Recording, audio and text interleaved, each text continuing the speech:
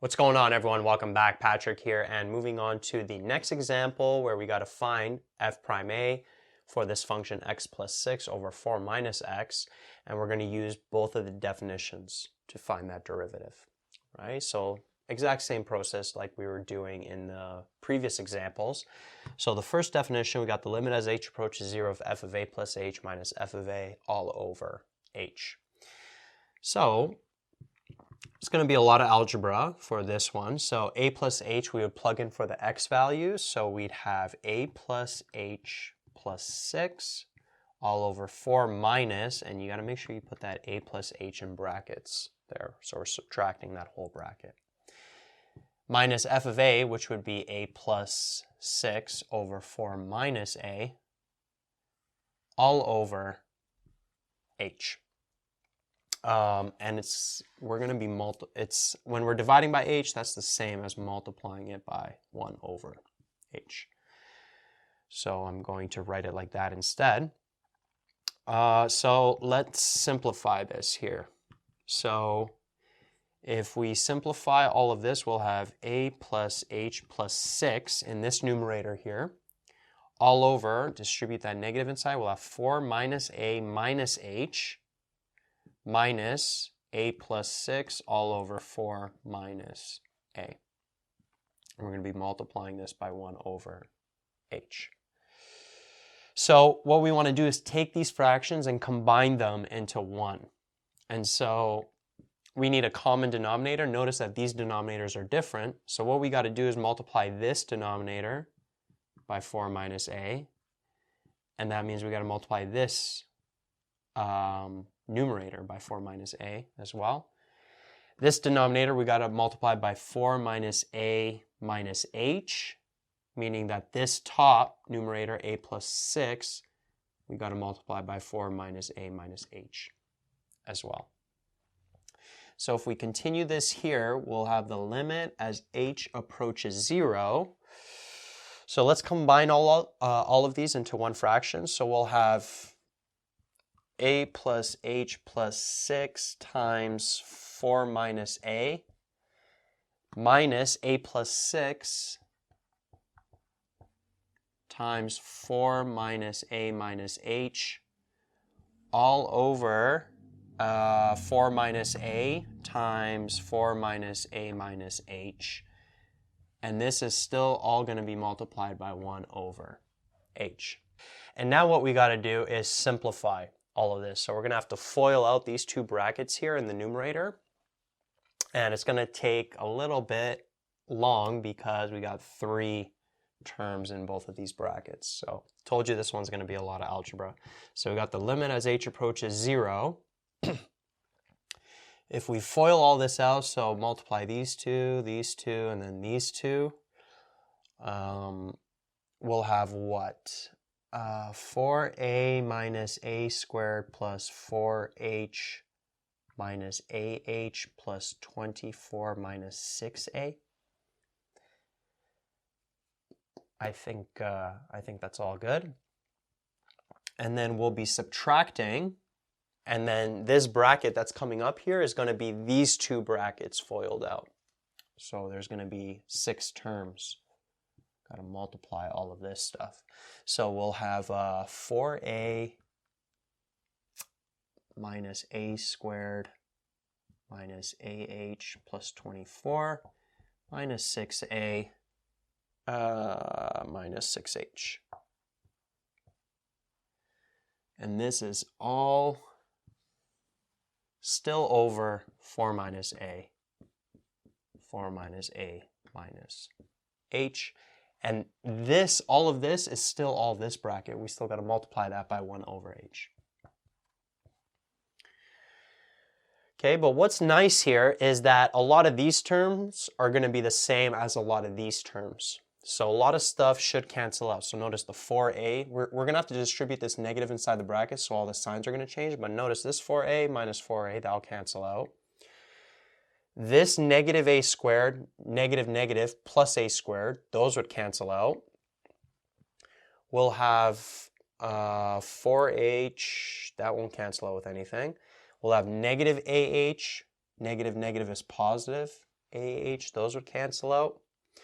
24 minus 24, those cancel out. Negative 6a plus 6a, those cancel out. And yeah, that's pretty much it. So we'll have 4h minus negative 6h, which would be like 4h plus 6h. So that would leave us with 10h at the top. All over 4 minus a times 4 minus a minus h. And again, this is going to be all multiplied by 1 over h. So that entire numerator simplified to 10h. And then notice the h's cancel out. And now we could plug in 0 for h, so this would go to 0. And so 4 minus a times 4 minus a, that would be 4 minus a squared. And then we still have that 10 up top. And so that there ends up being f prime a for that function. And then finally, let's do the exact same thing, find f of prime a for this function, but using that second definition, which I wrote up here.